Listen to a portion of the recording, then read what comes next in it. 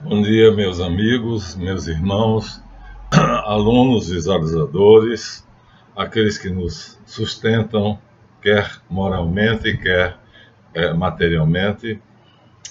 Não esqueçam de dar o seu like, é muito importante. O YouTube nos recomendará em função de quantos likes nosso vídeo tem. E prometemos que esse será o último vídeo da série Nietzsche e o Cristianismo, ou alguma coisa semelhante, eu não me lembro o título que nós colocamos, mas seria a afirmação de Nietzsche de que o cristianismo emascula o homem. Ou seja, agradecemos a todos os que viram os vídeos anteriores, fecharemos com esse, mostrando quão errado está a frase de Nietzsche que Jesus, através da sua doutrina, continuada pela primeira geração apostólica, depois pela segunda, e aí sim, a partir da patrística, terceira e quarta geração apostólica, aí vai se colocar o cristão como tendo que ser bonzinho. Vamos ter um Jesus Cristo que é puro amor, perdoa tudo, e aí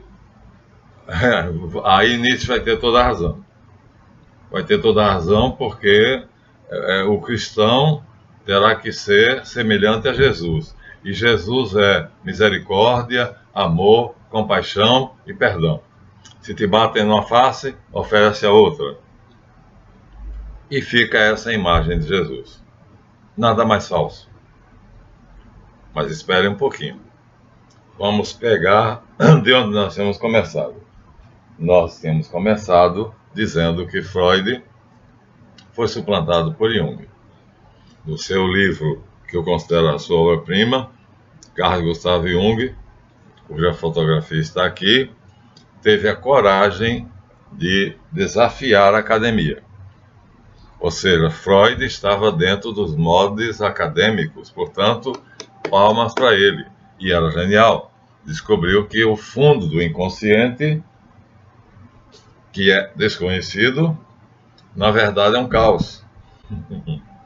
E desse caos, o inconsciente vai construindo algo semelhante a uma ordem, segundo a tese de Freud. Então, só existe o id, que é o mesmo que inconsciente, e o eu, que é a consciência. Só. Há uma zona intermediária que ele nunca consegue definir perfeitamente. Essa zona intermediária depois vamos chamar de subconsciente. E aí, quando isso acontecer, vão superabundar os trabalhos sobre o poder do subconsciente. Não, o poder é do inconsciente. O subconsciente é apenas um mordomo que recebe ordens do inconsciente, está mais ou menos aqui no meio, e ele recebe essas ordens e vai levar para a consciência, ou seja, o córtex cerebral. Através do quê? Dos oráculos, dos sonhos. E aí vocês ficam numa situação difícil. Eu digo vocês porque eu tive o privilégio de receber a faculdade de interpretar os sonhos como José do Egito.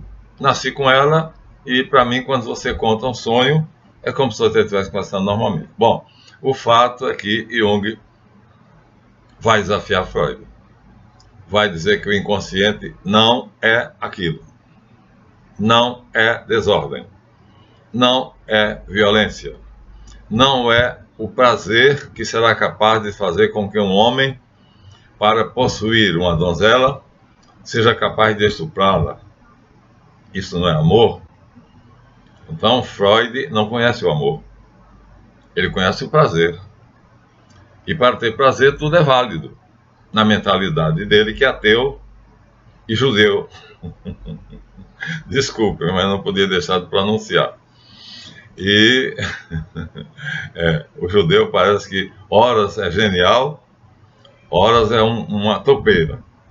Então, alterna-se entre dois pratos da balança. Lá vou eu de novo desembainhando a espada. Então, se por um lado Freud construiu a psicanálise, que nos deu o autoconhecimento, por outro lado, ele considera que Eros, o espírito de vida, de amor, é apenas mero prazer, mesmo brutal. E do outro lado, Thanatos, que é o espírito da morte. Então só existe Eros e Thanatos. Mas olha só, se Thanatos é o espírito da morte, Eros não fica atrás. Porque eu, quando desejo alguma coisa, porque o córtex cerebral quer, o subconsciente deseja, e o inconsciente se apaixona. Então veja só que coisa fantástica. Se eu tenho uma ideia consciente, eu apenas quero. Eu quero beber água. Mas eu posso segurar durante 10 minutos. Se isso já passa para o subconsciente, ou seja, o sistema límbico, são 3 cérebros, aí eu desejo. E como diz o ditado, é fogo de morro acima e água de morro abaixo. E o desejo, quando surge, não tem quem segure. Mas ainda tem algo pior, que é o inconsciente. O id de Freud, ele é um Deus. E só se chega a ele de joelhos. Ele só recebe quem chegar até ele de joelhos. Mas graças a Deus eu consegui a façanha. Começando a estudar pelo córtex cerebral, portanto, pela pesquisa, pelo estudo, durante 25 anos, comecei a descobrir 3 camadas do inconsciente. E Jung já tinha chegado à seguinte conclusão: o todo é mente. Olha que maravilha! O todo é mente. Isso é um postulado hermético conhecidíssimo. Ele chega a isso. Ou seja, eu estou olhando para vocês. Vocês estão olhando para mim. E ele aí acha que tudo isso é um único... é um ser único, mental, que nos dá ilusões. E essas ilusões, na verdade, nós vivemos como se fossem a verdade. Aí Matrix vai mostrar a diferença entre realidade e verdade.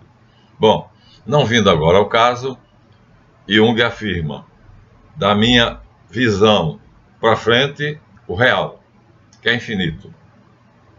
O código ADN vai ter o ARN, e aí vai ter toda aquela parafernália que eu não sei, só no Jacques Monod é que vai explicar, mas é infinito. Ou seja, a realidade é infinita. Olha que fantástico. A ciência jamais vai chegar ao fim da sua busca. Aí a academia vai odiá-lo. E aí Freud vai ser o livro seguido por todos os professores de psicologia, e Jung vai ser desprezado. Ele diz que a ciência jamais chegará à descoberta do que é o que busca, da sua busca. E isso no visível, ou seja, da minha vista para frente, do mensurável, do que eu peso, do que eu meço, do que tem peso e medida. E se eu entro, portanto, se eu vou, ao invés dos meus olhos para fora, eu vou para dentro, encontro o córtex cerebral, que se eu me aprofundo, vou chegar no sistema límbico, que é uma zona intermediária entre o córtex e o inconsciente, e o sistema límbico é a zona de conflitos. É aí que acontece. Porque se a minha mãe, eu passei por isso, viu? Me apaixonei por uma moça linda aos 17 anos e pretendia, assim que eu completasse 18 anos, casar. E a minha mãe me impôs a seguinte proposta: ou ela ou eu.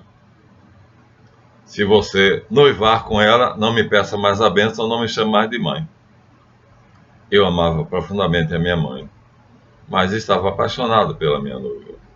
Então, aí está o subconsciente, o afeto, o sentimento. O sentimento pela mãe e o sentimento pela mulher que eu desejava que fosse minha esposa. Então, essa parte do ser é o subconsciente, que aparece nos sonhos mas você não adianta nada se você não souber decodificar os sonhos, porque é o símbolo. O sonho se manifesta pelo símbolo. E se você não sabe, né, a ciência da simbologia, não vai adiantar nada. Até porque só se chega ao self, que é exatamente o inconsciente, através do símbolo. E aí então, entrando, supomos que você passe pela zona de conflitos. Eu preferi a noiva, evidentemente. Não fui mais na casa da minha mãe. A minha decisão foi imediata. Ela acabou de falar isso, eu dei as costas para ela e vim embora.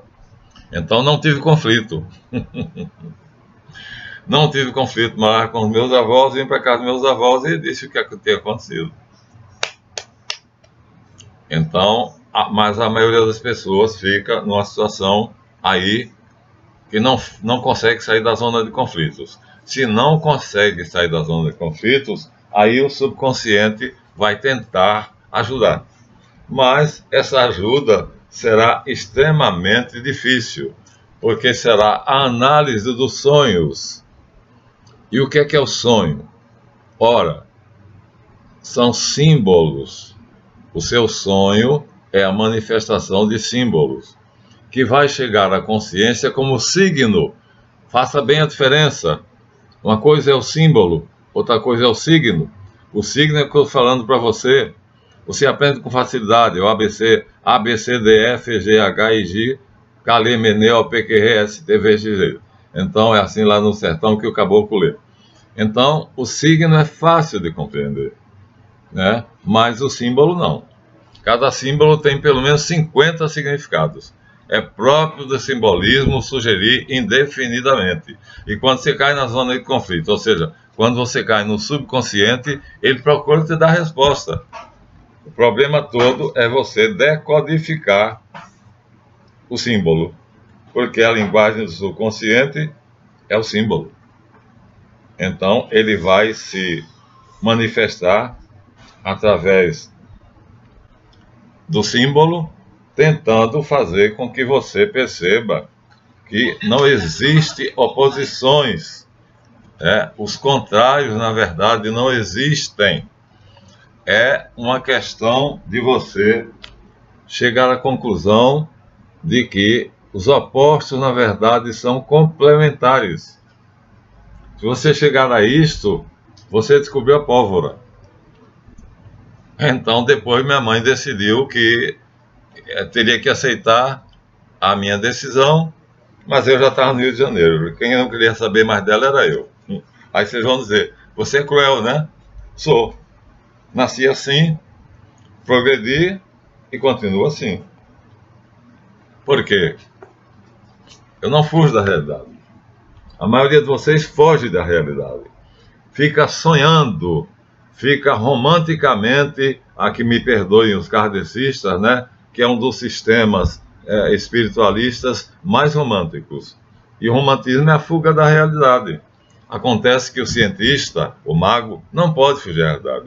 O esoterismo, ao contrário do que a maioria diz, não é uma fuga da realidade, não. É enfrentar a realidade. Agora, só que vem em forma de símbolos. Olha aqui, ó. O que é isso aqui? É um símbolo, é uma mulher. Mas aqui ele ainda tem formas femininas. Mas, em determinadas circunstâncias, o sonho se apresenta como sendo absolutamente indecifráveis. E indecifráveis não seria bem a palavra, mas seria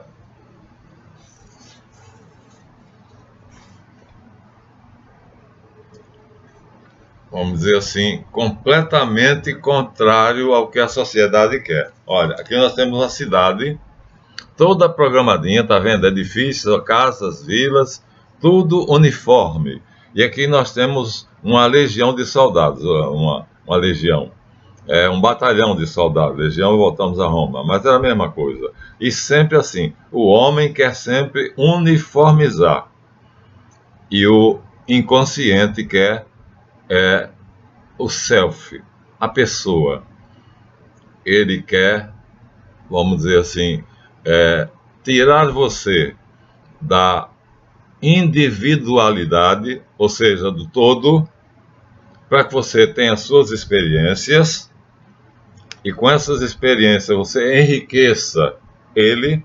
O inconsciente vai ficar enriquecido porque ele não consegue ver o mundo que nós vemos, ele vê o mundo com nossos olhos, o mundo dele nós não conhecemos e o nosso mundo ele só conhece através do subconsciente, ou seja, é um espelho. Então ele precisa de nós para conhecer o mundo. E nós precisamos dele para conhecer a nós mesmos. Então, no fundo, é uma simbiose. Se você chegar a isso, você vai conseguir chegar à imagem do herói. Aqui nós temos Atlas, símbolo do iniciado, com o mundo nas costas.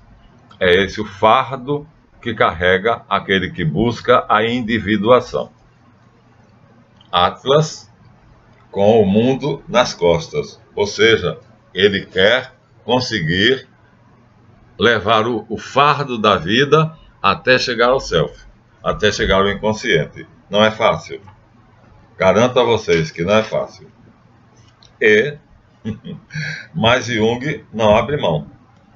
Para ele, a coisa mais importante da vida é a individuação. E aí ele faz todo um processo. É o maior legado que ele nos deixou. Individuação. Ou seja, você sai do todo, tem suas experiências, essas experiências são levadas pelo subconsciente. Essas experiências são estocadas na memória, que é cortical. Mas passam imediatamente para o subconsciente, porque não existe nada na consciência que o subconsciente não saiba. Ele está acordado 24 horas por dia. E você dorme a maior parte do tempo, né? Eu só durmo 4 horas por noite, mas a maioria dorme 10, 11 horas. Então, tudo o que acontece no córtex cerebral, memória cortical, o subconsciente está vendo. E o que acontece no subconsciente, a consciência cortical não entende, porque é símbolo, é simbolizado. E aí, já mostramos a vocês, vamos repetir, né? Esse simbolismo, alguns gênios, que não dá para ver infelizmente, mas vou aproximar, uma fera, ó, é um homem, uma fera, né? Que aí encontra o feminino, você sabe a história da Bela e a Fera, e termina se transformando pelo amor da ânima. Ele é o ânimos, brutal, destruidor, e ele se transforma num príncipe belo.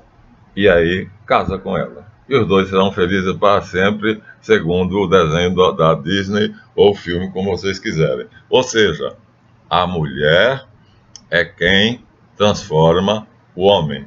Mas transformar não seria muito exato. Por quê?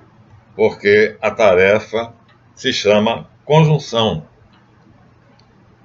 A conjunctio. Aqui a imagem clássica de uma mulher, sabiam? A loba, do mito de Roma.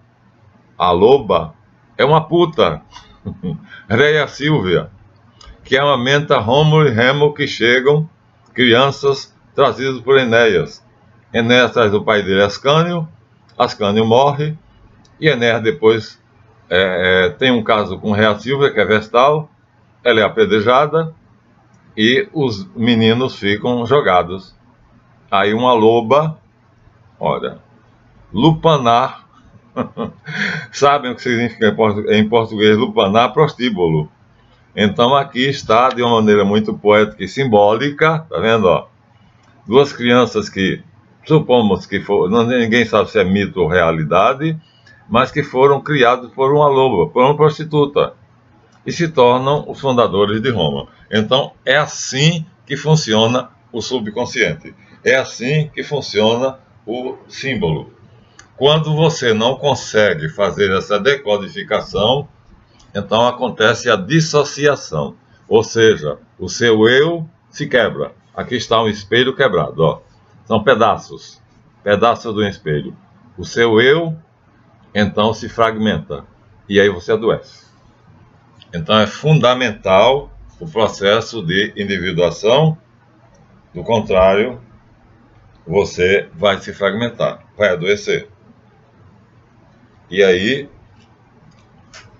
só tem uma maneira: é você ceder a essa figura que eu já mostrei, né? Que o ânimos masculino aqui tem que se unir à ânima. Agora aqui há um problema que os alquimistas, cada um tinha a sua simbologia, né? O fogo é a mulher, né? A água é o homem, a água sai do fogo, aqui nós temos um cadinho e em cima uma pomba, que significa exatamente que a pomba é a mulher. Então é o contrário. Aqui vocês não vão encontrar, eu tive 25 anos para poder descobrir isso, né? Então, mas o certo ainda não é essa imagem.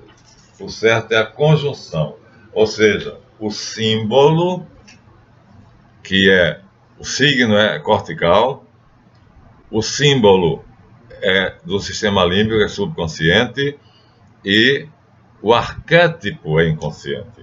Você tem que chegar à zona dos arquétipos. Logo, quando eu cheguei na primeira porta do inconsciente, eu percebi logo que o simbolismo do subconsciente, que eu já tinha de cós salteado, para mim já era uma coisa fácil. Eu já tinha, já conseguia, como esse cavalo que está aqui, ó, já conseguia olhar para o feminino e vê-lo em toda a sua beleza, em todo o seu esplendor, embora fosse um animal, mas já conseguia admirar a beleza do feminino. E aí, agora me vem o seguinte: 3 portas. Primeira porta é o arquétipo. Então, eu terei que ultrapassar o primeiro portal para poder chegar a descobrir o que é o arquétipo. Acho que aqui o livro não vai mostrar. Ultrapassando a primeira porta, o símbolo, que estaria aqui num sonho, né? Ó, o que é isso? Teremos que decodificar. Aí eu teria que pegar esse símbolo e transformá-lo ou descobrir qual é a constelação de arquétipos a que ele se liga. Aí Jung vai nos levar a um mundo fascinante, que Freud apenas tangenciou. E ele chega a esse mundo como? Ele chega a esse mundo mostrando que, deixando de lado completamente a academia, ele vai enveredar pela alquimia, pelo tarô, pela cabala, e vai assim, começando pelo sonho que ele tinha aprendido com Freud, análise, mas não fica aí. Ele chega através do sonho ao símbolo, e do símbolo ele chega até o arquétipo. E aí, na questão dos arquétipos, ele vai mostrar que eu terei que chegar a isso aqui. Olha só, não são mais um, não são mais dois, são 2 em 1. Ou seja, depois que cada um teve a sua experiência, saindo da unidade, da individualidade, retorna à individualidade, mas retorna diferente. Retorna com o seu eu feminino unido ao seu eu masculino, ânimos e ânima. Agora íntegro. Agora um ser íntegro. Então aí está concluída a individuação. Aqui eu tenho agora, de novo, o indivíduo, só que cada um tem consciência de si. O masculino, o ânimos, tem consciência da ânima e a ânima tem consciência do ânimos. Mas eles sabem que estão ligados pela mente, simbolicamente, e pelos pés. As raízes, ó, aqui são raízes e aqui também são, parece que raízes. Então, de qualquer maneira, é um ser único e voltam a ser um indivíduo. Pronto, aqui estaria a individuação. Ou seja, o grande trunfo masculino, que seria o pau, na verdade não serve para merda nenhuma, ou quase nenhuma.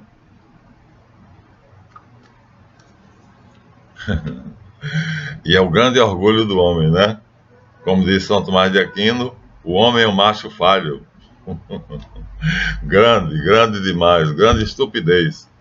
E aqui nós temos a mulher dominando o Leviatã, ou seja, os monstros marinhos, ela é água, e dentro da água ela reina sobre todos os monstros. E o mundo é o quê? O oceano primordial. De onde saiu o homem? De onde saiu o ser humano? Do oceano primordial. E aqui nós temos gravuras aparentemente sem sentido, mas que mostra uma mãe pondo uma mesa para o filho, na verdade para os filhos, né? E essa mesa aqui, ó, vou ler. Alquimista trabalhando com a soro mística, ou seja, a sua auxiliar. Agora você compreende porque Gênesis 2 diz que Javé fez a mulher da costela de Adão para lhe servir de auxiliar. Sim, agora dá para entender. Auxiliar porque ela vai ser a soromística, ajudante feminina. E então não é o filho, como eu disse. Então aqui nós temos, né, o forno alquímico, o cadinho, e ela está ajudando ele. Os dois estão trabalhando juntos. Sem isso não existe individuação. Para chegar até aquela figura horrível, os dois têm que trabalhar juntos. Ou seja, o ser masculino tem que chegar à conclusão que não será jamais aceito pelo seu inconsciente, aqui é apresentado como Deus masculino, mais uma vez o machismo, né? Mas, na verdade, Deus é masculino e feminino, é pai e mãe. Então, dessa forma, vocês, desculpa, estão nesse emaranhado que é o subconsciente, sonha de noite, de dia lembra do sonho, mas ó, o que é que você vai decodificar isso aqui? O que é isso aqui para você? Nada, menos do que nada. E aí você fica sem o oráculo. A mensagem do sonho para você não tem significado nenhum. Você não sabe qual é essa mensagem. Mas a mensagem é clara. É que o inconsciente é totalmente dependente da ânima. Mas veja, aqui nós temos que ter muito cuidado, porque não é ser uma mulher. A ânima não é simplesmente uma mulher, é o feminino, que é capaz de gerar seres, o fogo gerador, a Shakti, vai gerar seres, e esses seres vão constituir, nesse quadro belíssimo, tá vendo, ó, o Sol, a Lua e as estrelas, aqui o título do quadro é belíssimo, a conjunção como fonte, símbolo do fluxo significado da vida, ou seja, uma fonte que é um inconsciente, que tem três forças. Agora vamos voltar à diferença entre Freud e Jung, Eros e Thanatos, mas Jung descobre a terceira força, que ele chama de uma divisão, né? Quando você é capaz de dar a vida pelo próximo. É um tipo de amor que ele chama amor cívico, ou filia, e que pode se transformar em ágape. Então você ama seu semelhante, porque é seu semelhante, mas você é capaz de, num determinado momento, esporadicamente, dar a vida por ele. Então não são duas forças, são três.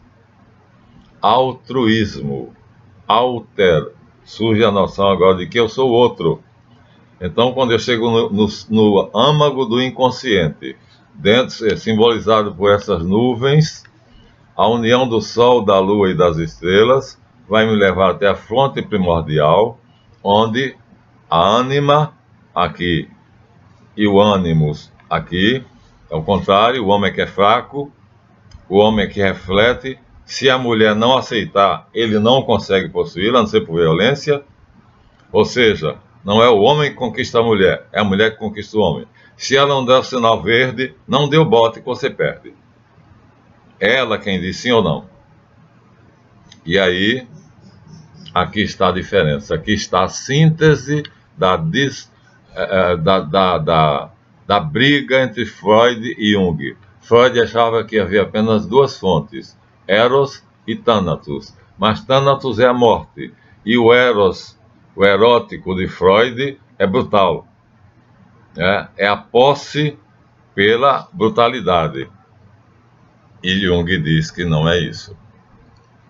O erótico, que nós já mostramos aqui em um quadro do próprio Jung, na verdade, eu tenho o original, não sei se eu vou conseguir aqui agora, é algo muito lindo dentro da concepção da alquimia que Jung pega, e vai ser um jovem, não vou encontrar, um jovem possuindo uma mulher lindíssima, não vou encontrar, então não vou tentar, né? Então, o erótico, o erotismo, é completamente aceito pela teoria de Jung, e, assim, tudo fica compatibilizado. Você chega ao inconsciente com Thanatos, o espírito de morte, que é a sua defesa quando você está em risco de vida. Você chega ao inconsciente pelo erótico, que é um espírito, que é uma ação justa quando você ama uma mulher, mas não pela violência, por unânime consenso. Senão não é eros, não é vida.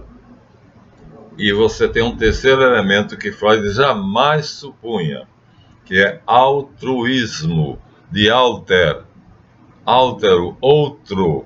Ou seja, quando eu chegar no íntimo de mim mesmo, eu vou descobrir que eu sou o outro e o outro sou eu. E só assim teremos aquela figura que eu vou tentar de novo, feia pra cacete. Mas feia, mas que resume tudo.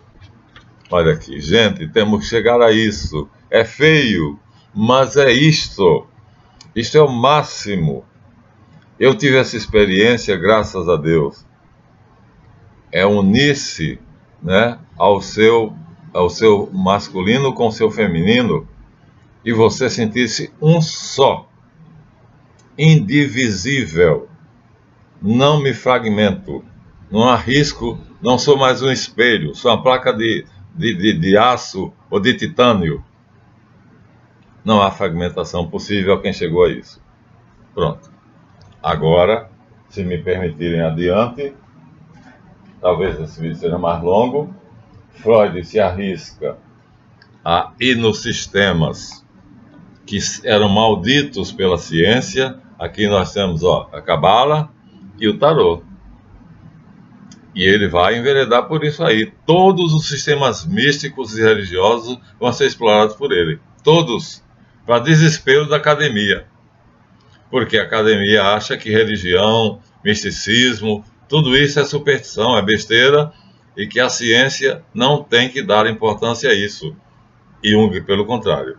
Desafiando a academia, ele vai compreender a Cabala e vai perceber o seguinte: todos partimos daqui, de Malkuth, do sensível, e vamos subindo a árvore até chegar ao sutil, do denso ao sutil. Esse é o caminho para o aprendizado. E Jung vai ceder. No tarô é a mesma coisa, do desorientado até o completo, o andrógeno. Meu Deus do céu, quando ele chega a essa coincidência, quando ele percebe que os sistemas amaldiçoados pela academia têm a resposta que a ciência precisa, aqui nós temos o andrógeno em várias. Aqui está errado, né? Aqui é uma poesia, é o Gênesis 1, é mais poesia do que tudo, mas aqui está o andrógeno, em várias versões. Então, aqui é o homem completo, com o poder de agir e com o poder de parar. No tarô de Marcélia, ou em outros, então, teremos que chegar aí. Então, o poder de agir é uma vareta na mão do andrógeno, um poder. Mas sem o poder de parar, você iria indefinidamente até bater na primeira coisa que encontrasse na frente. É necessário, segundo a vareta, o poder de parar. E aí, sim, aí você é o terceiro elemento. Você controla com os dois bastões, né, a capacidade de mover-se e a capacidade de não mover-se. Pronto, você chegou ao máximo. Você chegou ao íntimo do inconsciente. E o que é que você vai encontrar agora? Você está na zona dos arquétipos. E aí, Jung diz, quando você percebe a constelação arquetípica, que é uma pequena quantia de algo muito maior, aquela que está em nós, veja bem, na segunda porta, na primeira você encontra o arquétipo. E aí o arquétipo que está em nossa mente inconsciente são alguns, os mais importantes. Toda a sociedade é construída com base... É um quebra-cabeças. Os arquétipos são peças do quebra-cabeça e cada sociedade se coloca. A sociedade que quiser cultuar a morte vai fazer feitos astecas. Prender o homem no altar de pedra, arrancar o coração dele e oferecer aos deuses. Ou como Abraão fazia na Caldeia, e Deus proíbe, ele vai para a Palestina e não pode mais sacrificar homens, só animais. Mas continua feito um animal sacrificando animais. Melquisedeque, pelo contrário, oferece pão e vinho. Você vê então que o Jung vai ter que estudar muito para poder perceber que você pode prestar culto à morte e pode prestar culto à vida se você não conhecer o meio termo. A coluna do meio. A coluna do meio na Cabala é que é a solução. É o altruísmo. E o altruísmo é exatamente isso. Eu decidir, decidir não, eu, sem saber como, zigue-zagueando por dentro da árvore, vou passar pela coluna do meio sem dar importância a ela, ó, em nenhum momento o relâmpago passa nela, mas quando ela se impõe, na minha caminhada de Keter para Malkuth, eu vou jogando masculino, feminino, masculino, feminino, masculino, feminino, mas quando em determinado momento, antes de chegar ao inconsciente, o meio, o altruísmo se impõe, eu sou capaz de dar a minha vida por uma pessoa que eu nem conheço. Jung encontra isso, tem prova de sobejo, e aí ele vai encontrar toda a literatura que ele precisa nas comunidades tribais, né? Nas comunidades mais simples, mas todas elas organizadas de acordo com os arquétipos. São peças de um quebra-cabeça. Você pode montar a sociedade do jeito que você quiser, né? É corrupta, assassina e perversa como a nossa, ou mais equilibrada, como a gente supõe que seja a Suécia, a Suíça, a Noruega, a Dinamarca, mas tudo tem que ser o quebra-cabeça dos arquétipos. São os arquétipos que o homem consegue pegar na primeira camada do inconsciente, chamado inconsciente pessoal, é a primeira porta que ele abre, que ele vai usar para formar uma comunidade. Pode ser a família, pode ser o bairro, pode ser uma cidade, pode ser um país, pode ser a terra. Mas aí quando ele segue adiante, no fluxo do seu pensamento, ele passa do pensamento pensante, que é o dele, pensado, que é o dele, para o pensamento pensante. Olha, Jung foi longe demais. E aí os arquétipos se multiplicam em milhões de milhões. Ou seja, os que estão na nossa fonte cósmica da informação, na zona dos arquétipos, depois que já vencemos a zona dos conflitos, que é o principal problema, temos que sair da zona dos conflitos, não chegamos aí. Para chegar até os arquétipos, temos que sair da zona dos conflitos. E a zona dos conflitos só saímos através do sonho. Sem decodificar o sonho, sem o oráculo, sem a decodificação do sonho, não sairemos jamais da zona dos conflitos. Vamos permanecer em conflito o tempo todo. E esse conflito tem principalmente como sede a sede de poder. Subjugar o outro. Esse é o conflito maior. O outro vai se defender e as guerras vão explodir e os maridos vão brigar com as mulheres e os pais, os filhos vão se rebelar contra os pais. Temos que sair daí para chegar até os arquétipos. Os arquétipos são verdadeiros. São forças residuais que Jung diz que não sabe de onde vem, porque a ciência, ele está dentro da ciência. Embora ele estude os sistemas tribais, mas ele procura se manter dentro das duas linhas da ciência. E aí ele diz que quando sai do pensamento pensado, que ainda é a zona dos arquétipos, para o pensamento pensante, onde ele encontra a fonte cósmica da informação, ou o pensamento pensante, ele vai na direção do Logos. Ou seja, ele não chama de Deus, mas ele diz infinito. Portanto, da minha visão para frente, resumindo tudo, o infinito. Da minha visão para dentro, o infinito. Isso tudo constituirá a mente total, que você consegue na individuação, você se torna infinito.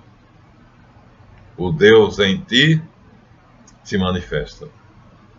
E, mas indo um pouquinho adiante, então você vai ver aqui, selecionei uns livros de mitologia, e vamos aqui rapidamente mostrar a vocês alguma coisa que ilustre isso, para terminar. Olha que coisa maravilhosa. Aqui está o deus da guerra, Marte. Ou seja, Thanatos, o matador, o assassino. Marte, o prazer dele é derramar sangue. E aqui está Vênus, que nós já vimos e vamos ver de novo, né, o nascimento dela. E ele dorme. Dorme feito uma criança grande. Mas qual é o colo que o abriga? Olha só. Está aqui o detalhe do rosto dele, né? Sonolento, dormindo, ou seja, a violência foi completamente domada. Por quem? Por Vênus. A beleza, a ânima. Então, que quadro lindo. Resume tudo. Então, o Thanatos, o destruidor que há no homem, é facilmente domado pela mulher que está olhando para ele e vendo que ele está completamente vencido. Dorme um sono que, quando acordar, vai desejá-la e não vai querer nada mais além dela. Pronto, vai acontecer a conjunção. Morte e vida, num perpétuo devir, vão constituir Xavier. Agora, vou me permitir dizer isso. Ainda tem um outro quadro notável, que é, vamos ver se eu acho, Minerva, que é uma coisa parecida. Minerva não é Marte, mas ela é, vamos dizer assim, está aqui. Ela não é Marte, mas ela é o lado equivalente de Marte. Aqui nós temos o quadro todo, onde, o homem agora é retratado não como um ser belo, né, um antropon, mas meio animal, uma teratologia. E ela o que é que faz? Ela é a deusa da sabedoria e a deusa da guerra. Então, meu amigo, quando eu te digo que eu sou o que eu sou, e que eu uso a minha espada, desembainhando ela, e ela não volta à bainha sem ser manchada no sangue do adversário, eu estou aqui com a sabedoria e ao mesmo tempo com o espírito da guerra. Olha, ela pega o centauro Quirão pelos cabelos e a arma dela, aqui simbolicamente, a sabedoria é uma acha, isso aqui é um machado, e ela segura ele pelos cabelos e ele docilmente dobra a cabeça e se rende a ela. Quadro muito parecido com aquele de Marte e Vênus. Então, de quem é a vitória? Do Animus. Agora vou fechar. Já tinha mais coisa aqui, mas agora chega. Vou fechar mostrando que quem lê o Evangelho não entende o Evangelho é uma merda. E os pregadores, sejam eles padres, pastores, bispos, ou seja lá o que for, aqui está, de novo, um quadro fantástico de Botticelli, O Nascimento de Vênus, que é exatamente aquela que Marte se coloca debaixo, em cima do colo dela, né, sobre as coxas dela, né, apoiando as pernas no ventre dela e dorme. E dorme um sonho lindo. Então, é esta a verdadeira heroína, nascida das águas do mar, por desejo do Supremo Criador, na mitologia.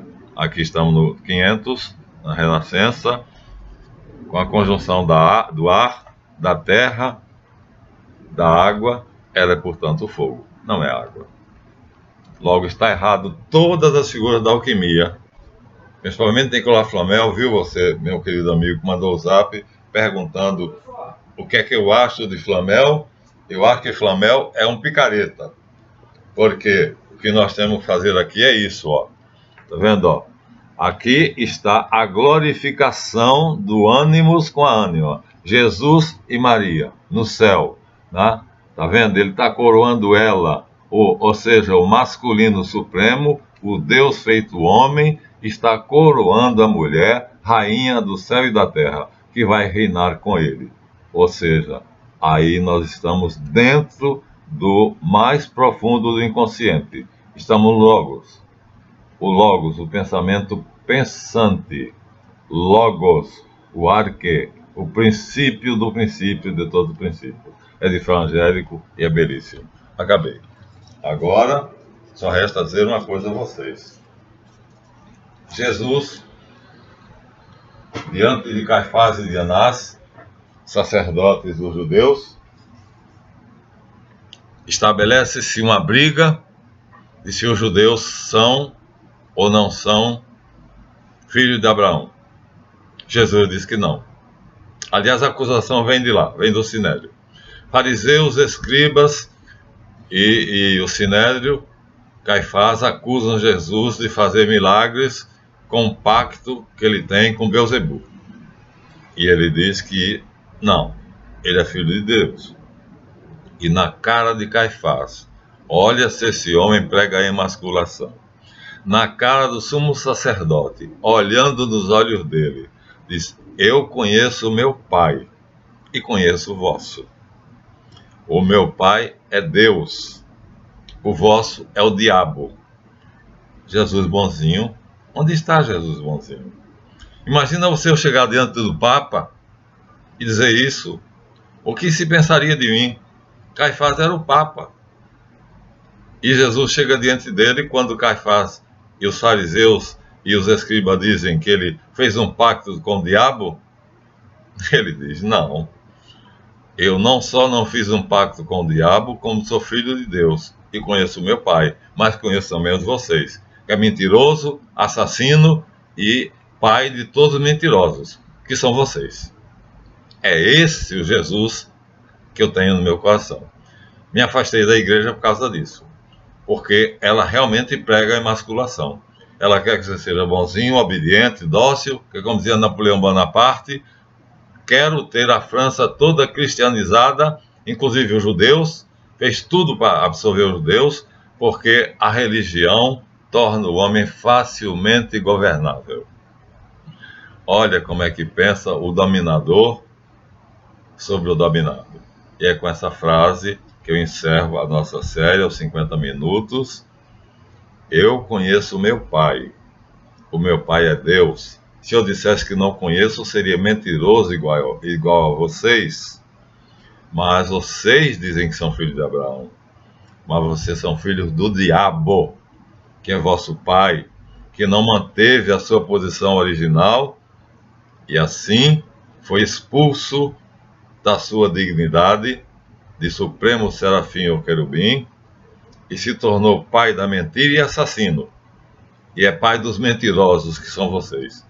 Esse é o Jesus, que depois vai expulsar os vendilhões do templo, que depois vai chamar os escribas e fariseus serpentes, raça de víboras, que depois vai dizer: ai de vós, fariseus hipócritas, que caminhais léguas e léguas para fazer um prosélito, e uma vez que o conquistais, tornai-o merecedor do fogo do inferno 2 vezes mais do que vós. Já disse que ele está no inferno, ó.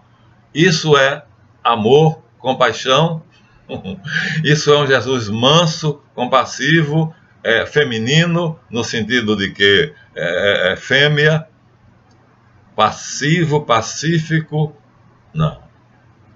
Jesus é justo, no sentido pleno da palavra.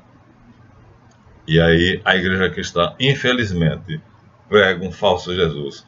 A igreja cristã, o cristianismo de hoje não conhece Jesus. Eu conheço. Então, aqui eu me despeço de vocês, achando que cumpri o meu dever. E quando eu tirar a espada da bainha, entendam. É necessário que o adversário seja combatido. Eu não digo destruído, mas combatido. E esse combate é verbal. A espada é do Espírito, e o Espírito sai pela boca, a palavra. A palavra de Deus é quem destrói Satanás. E eu não posso me omitir. Não posso. O Espírito é mais forte do que tudo. Não há poder que possa conter o Espírito. Entenderam agora? Compreenderam? Agora vamos ver se a gente consegue fazer esse caminho juntos. Essa série acaba aqui. Não pensei que fosse tão longa. Mas deem seu like, procurem inscrever-se no canal. Eu sei que os temas são difíceis, por isso os inscritos são poucos, porque as pessoas querem ouvir o que gostam.